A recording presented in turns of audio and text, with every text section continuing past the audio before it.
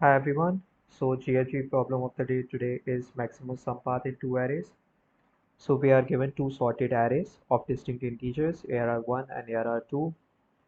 Each array may have some elements in common with the other array. We have to find the maximum sum of a path from the beginning of any array to the end of any array, where we can switch from one array to another array only at the common elements. Means if we get a common element, we can change our path from one array to the other. Now when we switch the path, we need to consider the common element only once in the result. So this is what we have to do. Let us see in the test case how we are doing. So what is the common element? Common element is 7. So at 7 we might change from array 1 to array 2 or from array 2 to array 1, right? So what is the sum before 7? 2 plus 3 5, and here 1 plus 5 is 6. So what is maximum? 6 is obviously maximum, right? So we shall be moving from array 2, starting from array 2. We have taken 1 plus 5, then we get the common element 7. Now we shall add 7 common element once. Now we can again move from array 1 or array 2. So what is maximum? 10 plus 12 is obviously greater than 8. So we shall be moving from array 1, 10 plus 12. So this was what our solution looks like, our basic mental approach algorithm looks like. So what were we doing? We were keeping the sum for array 1 and sum for array 2. When we get the common element, that time we were adding the maximum of both the sum1 and sum2 plus our common element, and then again changing the sum variables to 0, because further we shall be calculating the sum for next elements. And at last, when the array gets over, at that time we will be again adding the maximum of sum1 or sum2, because it is not necessary that common element is there at the last. So some values in sum1 and sum2 will be calculated. So maximum of those we have to add at last. So this was what the basic brute force approach we can think of. Now how to implement this? How to reach the common element in both the arrays at the same time and get the sum of previous elements, because there might be 4 elements before 7 and here might be just 2. So there we have to move 4 elements and here we have to move 2 elements. So this is also a problem. The common element may not be at the same indexes, right? So for this we shall be using the merge sort approach, where we will be having two pointers I and j, I for array 1, j for array 2. If the smaller element is in array 2, we shall move j forward and add it to the sum2. Now array 1 2 is less than 5, so we shall be adding 2 to sum1. Then again I increase the I. Now 3 is again less than 5, so we shall be adding 3 and moving I forward. Now 7 is greater than 5, so we shall be moving j and adding 5. So now we have reached 7 in both the arrays. So this is how the merge sort works. We keep adding the smaller elements and keep increasing that index to reach the common element in both the arrays. So moving to the solution, how shall we be doing this? Now we have taken two variables sum1 and sum2 to store the sum of array 1 and sum of array 2, and at last we have to find that maximum path sum, that is initially 0. We have taken two indexes, I for arr1 and j for array 2. Now till when shall we be comparing? We shall compare elements from array 1 and array 2 only when both the indexes are in the sizes.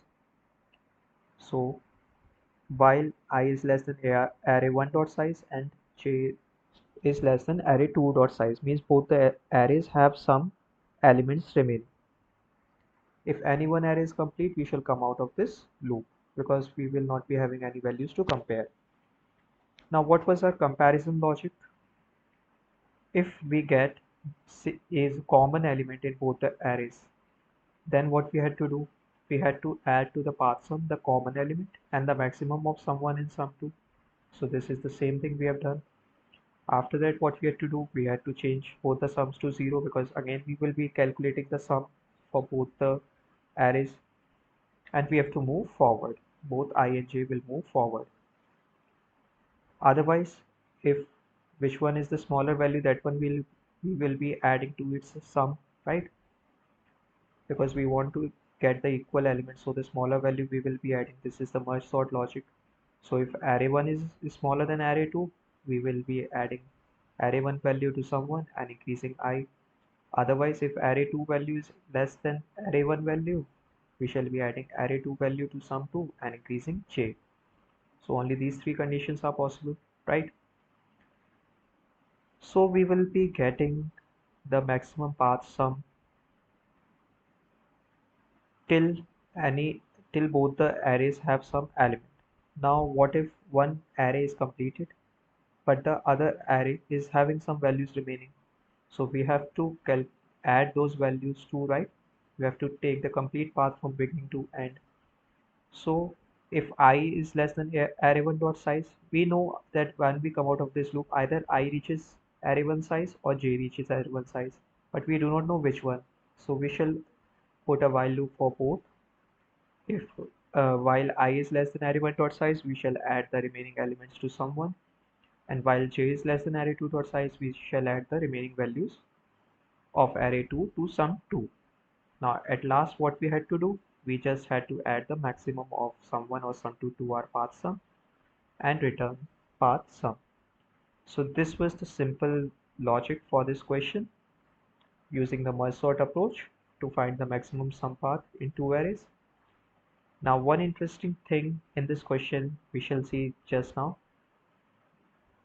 that is our logic is basically correct, but still we shall get some problem that we will see. Everything we have done correct, but still our answer is not coming correct. And this is the simple solution, and we do not find any error. But the problem here is, that is, if we had int arrays, means the primitive arrays, not the objects, that time a double equal works for the values. But here we have integer, that is an object, right? So when we use double equal to compare objects, it considers their reference. So the reference of integer in array 1 may not be equal to integer from array 2, although their values might be same, because these are objects, their addresses may not be same for the same values. So here either we need to use dot equals, which compares the values.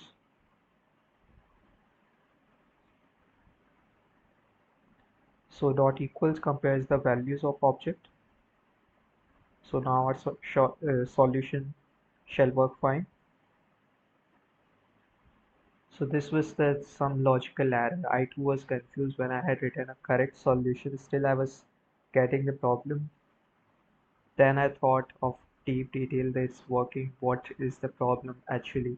So then I got to know that this is the problem, that integer objects should be compared using dot equals, or we should do typecasting by default, convert them to int so that it works fine for exactly equals.